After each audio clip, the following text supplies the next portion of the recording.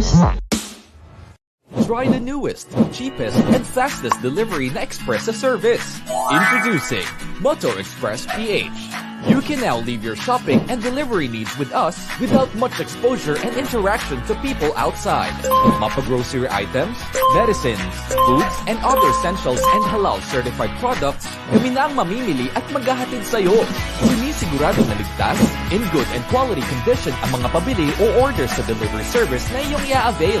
Para sa maayos at mabilis na delivery at order mo, ipamoto mo na. Download Moto Express PH app through Google Play that is built to deliver beyond your expectation. Tara na dito sa Moto Express. Dahil moto mo to.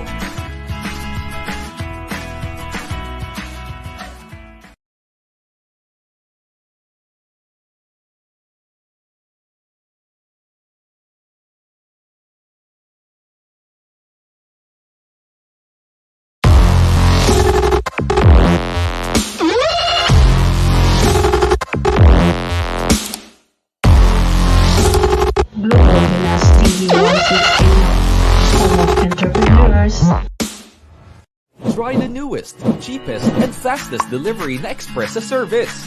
Introducing Moto Express PH. You can now leave your shopping and delivery needs with us without much exposure and interaction to people outside. Mapa-grocery items, medicines, foods, and other essentials and halal-certified products, kami na ang mamimili at maghahatid sa'yo. Sinisigurado na ligtas, in good and quality condition ang mga pabili o order sa delivery service na iyong i-avail. Para sa maayos at mabilis na delivery at order mo, ipamoto mo na. Download Moto Express PH app through Google Play that is built to deliver beyond your expectation. Tara na dito sa Moto Express. Dahil moto mo to.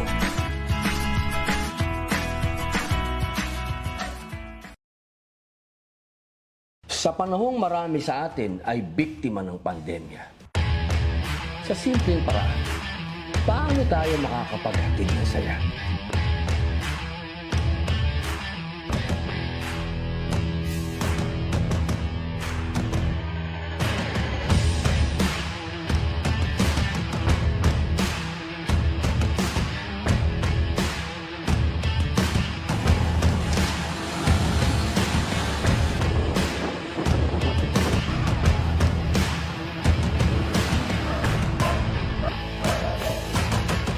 Opo. Ano po, meron po akong delivery sa inyo? Magandang ano po. Pinapunta po ako ni Mariel dito. Kayo po ba si Chape? Opo, meron pong pinadala si Mariel na order po ninyo. Ito po yung order nyo. Tapos, ito po yung regalo po niya sa inyo. Ay, thank you. Opo. Pwede pong papirmahan po lang po dito. Pwede. Opo. Opo, maraming salamat daw po sa lagi niyong pag-order sa Pwede kayo muna lang pumirma, parang autograph. Maraming salamat. Opo, lagi po kayong umu-order daw po sa kanya. Actually, nag-start lang ako ng Father's Day and then nagustuhan ng mga anak ko. Opo. Sa sinundan ko. Pero sa this time, syempre ang paborito ni Robin ang salpikaw at tapa ni Robin. Opo. Dito lang po, pakipirmahan lang po dito. Opo. Dito lang po? Opo. Opo. Yan, opo. Picture? Opo. Picture po tayo. Ako din po, magpipicture din po ako para proof ng ng delivery po. Tataas ko lang po ito. Opo. Ako na po ma'am, para hindi po kayo mabigatan. Yan po.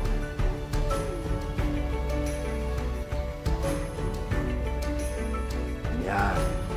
Maraming salamat po ma'am sa pagtangkilik niyo po kay Mariel. Opo. Lagi ko akong mo-order nito, basta kuya ang magbibigay. Yes ma'am, opo. Maraming salamat po. Salamat po. Ulitin po ma'am, salamat po. Thank you po. Tawagan ko lang po si Mariel para makausap niyo. Sige po. Hello, babe. Ito na, na-deliver ko na kay Ma'am Cha. Ito na si Ma'am Cha. Napakagandang surprise. Thank you po. Ay, thank you po. Mauulit po. Thank you po. Thank you din po. Thank you po sa gift. Thank you po. Okay pa. Yes. Yes, thank you rin po. Opo. Thank you po. Salamat po, ma'am. Salamat po. Salamat. Salamat. Salamat po. Thank you po. Enjoy po. Enjoy. Enjoy. Thank you po. Thank you po.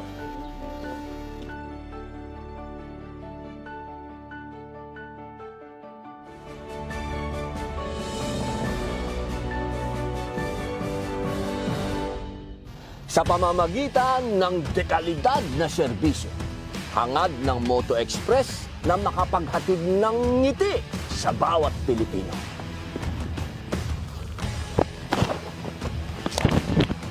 Tara na!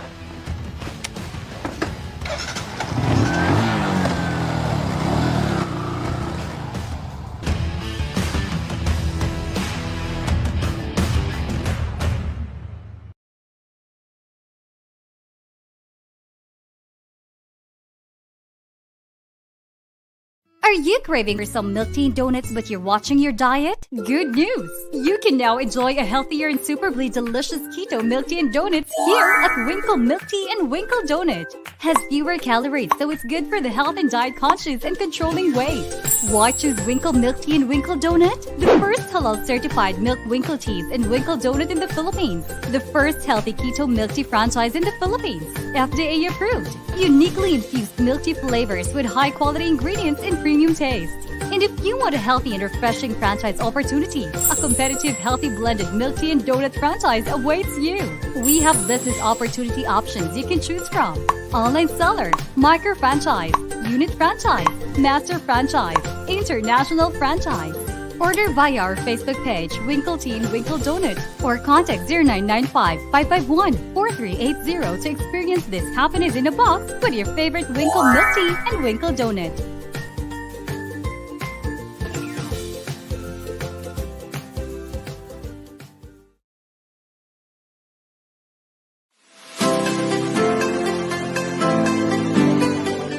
Hello everyone, today I'm going to teach you on how to register in our platform.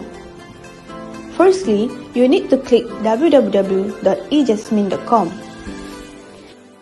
This is how our platform interface looks like once you click www.ejasmine.com. As you can see, on the top right corner, click the login or register button.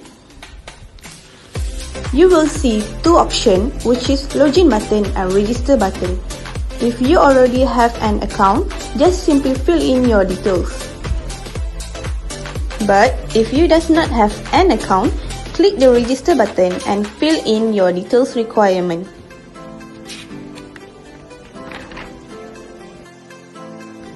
If you are interested for becoming a vendor, you can click become a vendor button below. For vendor registration, you need to complete the details requirement. If you have halal certificate, you need to upload it on this section.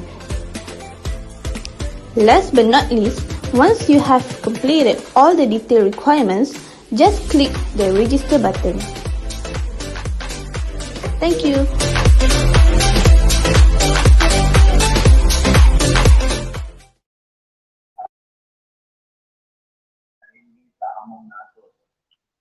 Bismillahirrahmanirrahim.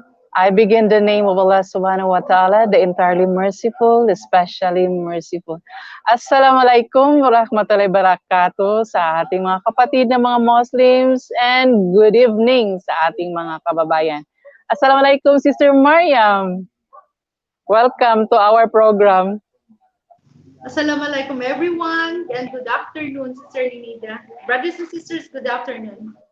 Alhamdulillah. So happy that Alhamdulillah we are again at this program po na hoping makakatulong po tayo sa ating mga kapatid na mga Muslim. Of course, this is a premiere episode po ng ating Batas ng Shari'ah. Actually, kami po si Sister Mariam, co-host lang po kami ng ating kapatid na Muslim, a Shari'ah counselor, inshallah. Siya po ang magbibigay ng mga yung mga karagdagang mga detalye o kaya mga dapat malaman po natin on what this laws governing our lives as Muslims. Di ba, Sister Mariam? Yes, sister, kasi maingay dito sa kusina. We're about to close na. But I spend Okay, more time to alhamdulillah. talk with Sister Linida with our premiere night. Yes, and for Alhamdulillah. my sister, please welcome Mr. Guy Fernandez. She is right now here. Sunduin niyo Salam sana to para our maggala-gala out of the busy Friday, but she's come and to invite me to go somewhere else. But wala lang time kasi nandito na si Batas ng Shari'ah na dapat pagtutukan natin. Sister Mariam, baka may gusto kang i-greet na mga kapatid natin dyan o family members. Of course, sa mga viewers at taga sumusunod sa programa ni Mariam Kitchen at saka sa programa ng halal shopping natin at saka Luzbimin Bazaar, no, napakarami ng viewers natin, no, and I am so happy na day after day we're growing up, Sister Linida. And of course, I would like to say to our friends here, to Miss Jessica with Nectar Sea Company, and of course the Alliance Company with Sister Guy Fernandez, and of course the Sarpentina capsule of Brother Jay and Brother Khaled. Good afternoon, Assalamu alaikum everyone, and of course my husband there in Egypt and my Filipino brothers and sisters there, also with my husband over there. Alhamdulillah. So, sister, of course, since this is our premiere episode po ng Batas ng Sharia, we would like to give our viewers, lalo na po sa ating mga kapatid na mga Muslims o kaya sa ating mga kababayan, we'd like to inform you also po na yung aming i-share po dito ni Sister Mariam ay mga opinion lang po namin, and this do not represent any legal advice. Kung nangangailangan po kayo ng mga expert to discuss mga issues na inyo pong na-experience o kaya gusto niyong mabigyan ng kalunasan, of course, lumapit po kayo sa mga Sharia counselors natin. Marami naman po mga Sharia counselors na pwede ninyong malapitan for your concerns. Diba, Sister Mariam? Yes, of course, we need to share our own opinion and of course, based on our own experience. Kasi mas maganda pag experience mo at saka yung ang i-suggest mo sa mga kapatid natin. And then we would like again to remind everyone na purely educational lang po yung ating mga i-share dito.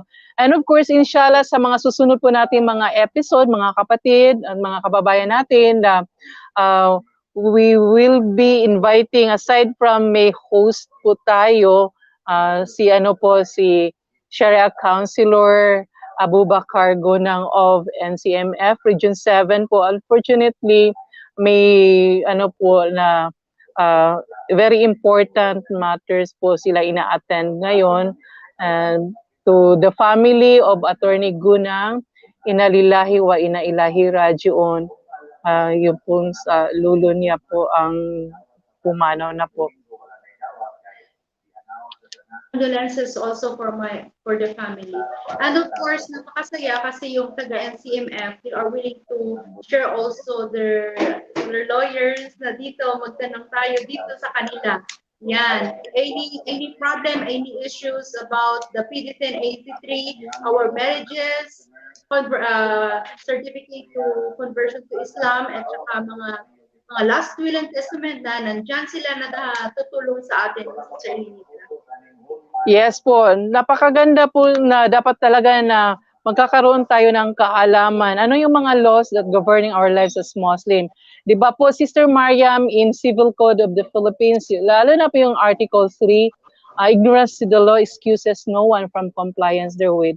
Dapat po alamin natin yung ating mga batas. Of course, may mga makakatulong po sa atin na mabigyan linaw ano yung mga kinakailangan nating alamin, ano yung ating mga dapat iwasan, o kaya ano yung dapat nating sundin as mga Muslim po, because our lives or whatever we do, may mga consequences po ito. And kung minsan hindi po ito talaga alam ng ating mga kapatid ano yung dapat nilang gawin. So we hope na ating mga programa sa susunod na mga episode, magbibigay po ito ng karagdagang kaalaman po sa ating mga Muslim community. And by the way, sister, I have my previous notes po ako dito. Alhamdulillah, pwede ko i-share sa ating mga kapatid, sa ating mga viewers. Siguro nagtatanong kayo, ano yung Sharia law? And of course, kami po rin as mga Muslim, we really try our best to know ano yung mga batas that governs our lives. Of course, ito yung babasahin ko lang sa inyo, a definition that pertains to the Sharia law. Sharia law is the Islam's legal system. Sharia law acts as a code for living that all Muslims should adhere to, including prayers, fasting, and donations to the poor. It aims to help Muslims understand how they should lead every aspect of their lives according to God's wishes. Alhamdulillah, napakaganda po na malaman natin ano-ano ba yung ating mga dapat malaman, ano yung ating dapat gawin in line po sa mga kautusan ng ating Panginoon. Alhamdulillah, may pinagbabatayan po tayo, lalo na po yung sa mga sa Sharia law, may pinagbabatayan po. And of course, Sister Mariam could also share something in addition to this. Sister Mariam, take it away. Unmute, Yes, please. of course, Sister Linida. As what I said, of course, we know our religion and the law of our religion, it must be needed na alamin natin, tuklasin natin kung ano ba talaga ang mga batas ng ating relihiyon. At saka, of course, marami tayong mga kababayan from abroad na they really need help about our Sharia law. Kasi iba talaga yung law, batas ng ibang bansa compare sa batas ng Pilipinas. Here we are relating we are studying about the CD 1083 that we can read here sa batas ng Pilipinas natin. And of course, magkaiba yan sa Civil Code of the Philippines. Yan. Pero of course, we are Muslim and we use that batas ng Sharia to govern our society or our laws. Yes, tama po, Sister Mariam. And to the information po sa ating mga kapatid and ating mga kababayan that even how little knowledge we have with regards to the Sharia law o yung batas ng Sharia, we are trying our best po na maiambag po namin ang mga ito, kaunti man ito po, but we believe makakatulong po sa ating mga kapatid na mga Muslim, lalo na yung marami sa mga reverts to Islam, they don't have any idea ano ba yung mga dapat na isalang-alang sa mga decisions na mga gagawin nila. Of course, mga kapatid, meron po tayong dapat magamit as batayan. Aside from yung sinasabi kanina ni Sister Mariam that we are governed by the laws of our country, and one, for example, is the Civil Code of the Philippines. And in addition to that, as Muslim po, we have this Presidential Decree or PD 1083. Naalala mo ba, Sister Mariam, kailan ba ito parang naikumpleto or na-establish itong PD 1083? Kanino kaya yung sino yung president ba noon? Yes, it's been a long time na hindi tayo nakapag-review. And of course, I would like to say thank you and give gratitude to our Sharia counselor, Attorney Noor Hernandez, for sharing all the knowledge that we have regarding for the PD 1083. Medyo may katandaan na tayo at dami na natin nalalimutan. But of course, to review again, inshallah, marami tayong dapat i-explain at ipamahagi sa mga kapatiran natin, lalo na sa mga kababaihan sa Sir Linida. I don't have any notes now because I'm in the Mariam's kitchen. Yan. may mga guest pa kami dito at saka mayroon kami mga customer, medyo maingay lang ng konti. Okay, alhamdulillah. Yes, we really are very appreciative sa tulong po ng ating Shari'ah Counselor Nur Hernandez, yung sa mga gabay niya po sa amin, alhamdulillah, and then yung mga palagi niyang paalala na niya sa amin, especially ganito sa kagaya po nito in hosting a program as such. Of course, I am kami po as para bang newbies in this kind of activity, we are just trying our best na maiambag po yung kaalaman namin sa inyo. And of course, may mga babasahin kami mga ilan na mga provisions from time to time na siguro magbibigay po sa inyo ng kaalaman kung ano ang mga ito. And of course, yung PD 1083 po, that happened po, yung pagkabuo po nito, that was at the time of the late President Ferdinand Edralin Marcos po. And this was, I would mention, I have the notes here that I could look into. It was on February 4, 1977, sister. I think this was the time na na-establish na po, kaya nabuo ang PD 1083. Of course, yung sa kaalaman po namin, alhamdulillah na this was the product of the different ideas, researches, mga contributions po ng mga tao. Hindi po basta-basta ang mga bumubuo po ng ating PD 1083. So nawa po maintindihan ng ating mga kapatid that this PD 1083, as gabay po natin, atin pong alamin ito. And then, maliban na alamin natin ito, we tried to ask the experts po, ano yung mga hindi gaano natin naintindihan para mabigyan po tayo ng kaliwanagan.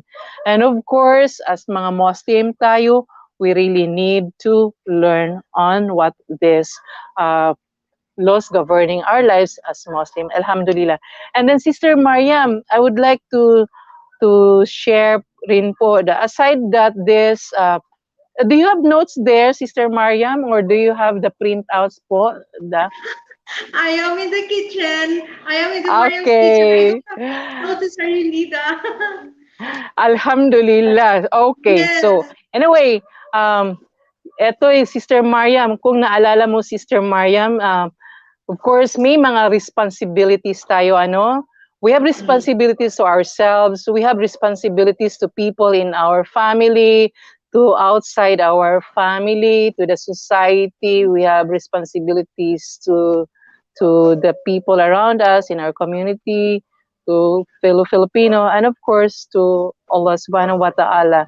And our program po, this, yung mga yung sa PD 1083 po, this particularly focus on ano yung mga personal na mga pangyayari sa ating buhay. Di ba, Sister Mariam? Mga kaganapan, mga personal na kaganapan sa ating buhay. So, ano-ano yung mga personal, mga pangyayari? Yes. And of course, we must abide that everything that we need to do, yan talaga, mayroon yan risk, kumbaga. So, before we make things, we make sure the cause and effect, kumbaga, Sister Elenida. Yes, and of course, whatever actions we do, these have corresponding effect o mga pangyayari. And we would want to, as much as possible, do something but that is good for everybody. And aside from that, Sister Mariam, may mga, in line with the laws po, dito po sa PD 1083, allow me to read the introduction po ng PD 1083. Para po sa ating mga kapatid, I'm reading po the PD 1083. Ano po yung mga introduction? It is a decree to ordain and promulgate a code recognizing the system of Filipino Muslim laws, codifying Muslim personal laws, and providing for its administration and for other purposes. So malinaw po nakafocus lang po ito sa Muslim personal laws. And I read further, whereas pursuant to the spirit of the provision of the Constitution of the Philippines that in order to promote the advancement and effective participation of the national cultural communities in the building of the new society, the state shall consider their customs, traditions, beliefs, and interests in the formulation and implementation of its policies. Napakaganda, di ba, Sister Mariam? Yes, of course. Pag sinabi natin na personal interest, no, at saka mga personal issues ng mga Muslim, of course, nandiyan na papasok yung mga marriages natin, divorce, and of course, yung mga at marami pang iba na dapat natin tuklasan ngayon dito sa episode natin or sa show natin na Shari'ah, Batas ng Shari'ah. So abangan ninyo mga sisters at na marami pa kaming mga informations na ibibigay based sa amin natutunan kung anong nangyari ngayon na nandito kami sa mga halls ng GPTV, yun ang galing sa kay Attorney Nor at saka yung mga tinuturo niya sa amin, talagang ina-apply namin kung anong nangyari, kung anong effect, kung ano ba ang nakita ninyo sa amin, yan ay pinag-aralan at pinaghirapan din namin. Right, Sister Linida? And I really appreciate for our Sharia counselor, no, sa mga anong tawag yan, sa mga encouragement and discouragement sometimes, yung mga hardship na dinaanan natin. I really appreciate him ngayon kasi dahan-dahan natutunan natin na tumayo ng sariling paa natin, Sister Iliga. Yes, we acknowledge po yung mga tulong po ng ating mga butihing mga kapatid, especially Attorney Noor, alhamdulillah. And of course, ang ating pong butihing President Ismail Abaya. With this program po, nagkakaroon tayo ng malawakan na mga oportunidad na may parating sa ating mga kapatid na mga Muslim, ano yung nararapat nating alamin as mga these laws that governs our lives. And of course, yung sa nabasa natin kanina, sister, or nabasa ko kanina, sister, yung ating state considers ano yung ating mga customs, mga traditions, mga beliefs and interests. Alhamdulillah. And of course, i-continue ko babasahin whereas Islamic law and its principle of equity and justice. Talaga, dito mas nagbibigay ito ng linaw sa atin. Personally, napakaganda po na adhikain talaga sa pagbuo ng ganito yung Islamic law and the principles of equity and justice to which the Filipino Muslim communities adhere, provide an essential basis for the fuller development of said communities in relation to the search for harmonious relations of all segments of the Filipino nation to enhance national unity. So, kung ma-imagine o makikitaan natin, sister, pinapaalala sa atin talaga ano yung dapat nating gawin so that we live harmoniously po with the people around us, and that we must be conscious that in every decisions and every actions that we do, there could be positive effect or a non-positive effect. Yeah, yung mga consequences. And hindi po excuse na hindi natin alam yung batas, hindi yung tatanggapin sa korte, so dapat magkakaroon tayo ng, kung maari po, a time in our 24 hours a day to be spent reading what these laws or the provisions in PD 1083. Diba, Sister Mariam? Para magre-review tayo nito, Sister Mariam. Alhamdulillah, inshallah.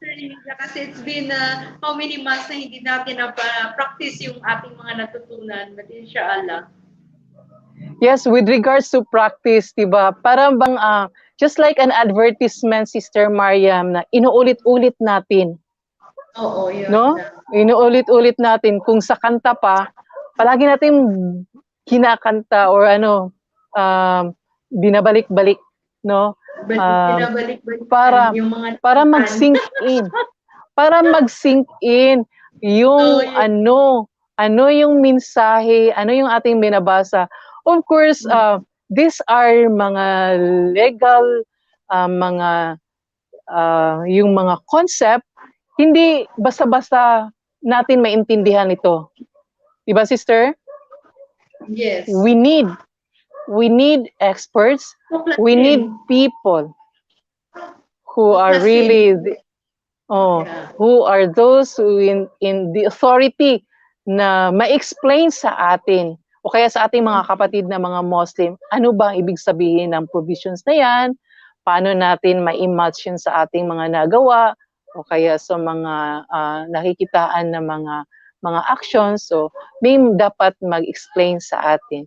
But of course, sa ngayon, since yung ating kapatid na si Attorney Shari'ah Counselor Abu Bakar Gunang is not with us, and inshallah makakasama po natin siya, and he would be helping us to understand more ano yung mga napapaloob po sa ating PD 1083. Yes. May gusto ka pang idagdag, Sister Mariam? Yun nga, Sister Lilida, no, yung sa mga kapatiran natin, where we can ask about Shari'ah or batas na Shari'ah, of course, we can provide the liable attorney from Shari'ah, of course, no, sa mga kapatid natin nga nag-aabang na ng ating programa na ito. Yan, nandyan yung mga lawyer natin na available from NCM app.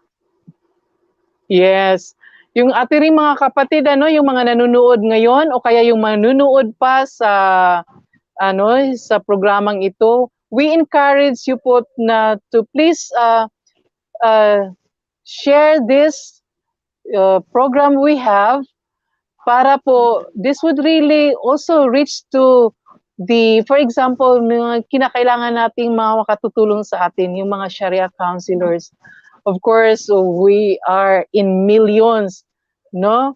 Of course, there's certain percentage among us mga Filipino Muslims, and with this certain percentage, let's say 10% or 20% of Filipinos are Muslim, we believe may mga Sharia counselors or mga regular lawyers po na andyan, at baka kilala nyo sila. Please help us with our program. Nang sa ganun po, iba't ibang mga guests po ang ma-invite natin dito and makakatulong po para sa karagdagang kaalaman natin as mga Muslims. Yes, Sister Mariam? Lalo na sa mga OFW natin, Sister Lilida, they really need the assistance of our lawyer here. No, kasi marami tayong mga kababayan dyan sa ibang bansa na inaabuso, and they don't know, then tatakot sila kung saan sila, and they're worried kung saan sila pupunta at magtanong. And in our program, we can share some idea, and then we can invite the liable person na tutulong sa kanila at sa mga problema na dapat sagutin ng ating mga Sharia counselor. Inshallah, makatulong po ang ating programa sa ating mga kapatid. And of course, we will try our best na mahanap natin yung ilan pa sa ating mga expert with regards to this mga batas po, batas ng Sharia. Alhamdulillah. Okay, so Sister, I would like to continue on reading po para po sa mga ilan sa ating mga kapatid na hindi pa po nila gaano kabisado ano yung PD 1083. Let me continue. Whereas the enforcement o yung pagpapatupad with the full sanction of the state of the legal system of the Filipino Muslims shall redound to the attainment of a more ordered life amongst them. Whereas it is the intense desire of the new society to strengthen all the ethno-linguistic communities in the Philippines within the context of their respective ways of life in order to bring about a cumulative result satisfying the requirements of national solidarity and social justice. So this was the this was at the time po of our late President Ferdinand Idrolin Marcos po. Alhamdulillah.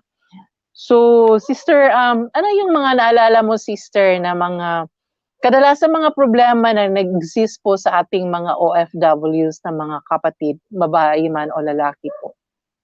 Lalo na sa mga Muslim brothers and sisters. Please unmute, Sister Mariam. Yan. Yan, sa mga kababayan natin na mga OFW, usually, yung mga problema nila regarding sa pag-aabuso. So, we cater the BAUSI, the 9262 violation against women and children. Yan ang pinaka-favorite topic ko yan. Kasi nadaanan ko yan and I have experience for that na pwede ko i-share sa mga kababayan natin dyan sa abroad. Yes, inshallah. Alhamdulillah. With the support of our lawyer, dapat nandyan talaga yung tandem. At saka, kailangan natin pagtibayin yung loob ng mga kapatiran natin, lalo na sa ibang bansa, kasi malayo sila sa kanilang pamilya. And then some issue here, nandun sila sa ibang bansa, and then yung problema nandito sa Philippines. So, nakaka-stressful yan, Sister Elida. So, alhamdulillah, we can start it and we can share based on our opinion, based on our experience, of course, and of course, the legal matters and the legal actions na gagawin ng ating mga lawyers, Sister Lida. Yes, alhamdulillah for that sharing, sister.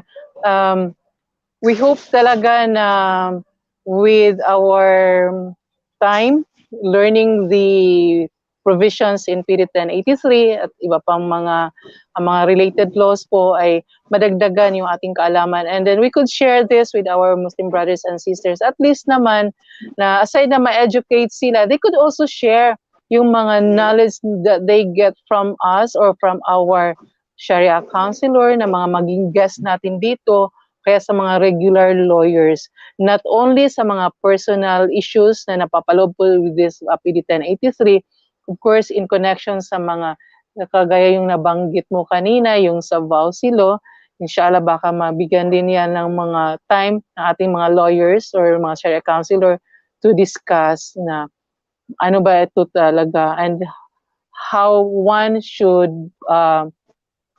para bang protect herself na hindi maging biktima po sa ganitong sa mga karahasang nangyayari po. And sad to note, marami pong mga victims among us Filipino Muslims na hindi po sila nagkakaroon ng courage to come up to the surface and report to the right agencies sa kanilang mga nararanasan. And we hope na with our program and with the education that our lawyers, Sharia counselor would be disseminating to us, magkakaroon ating mga kapatid, mga Muslims who have been victims of this, mga karahasan po, to come up to the surface and inshallah, magkakaroon po sila ng solusyon sa mga naranasan nilang mga dagok sa buhay. Yeah, Sister Maria, ano pa yung pwede nating ma-share?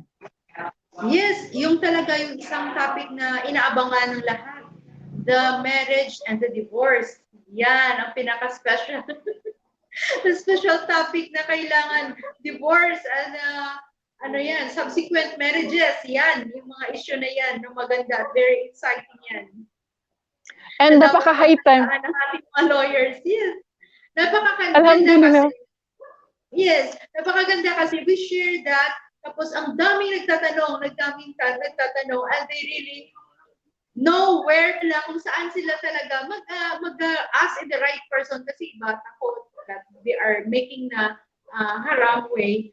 No, inshallah, we can correct it. Yes.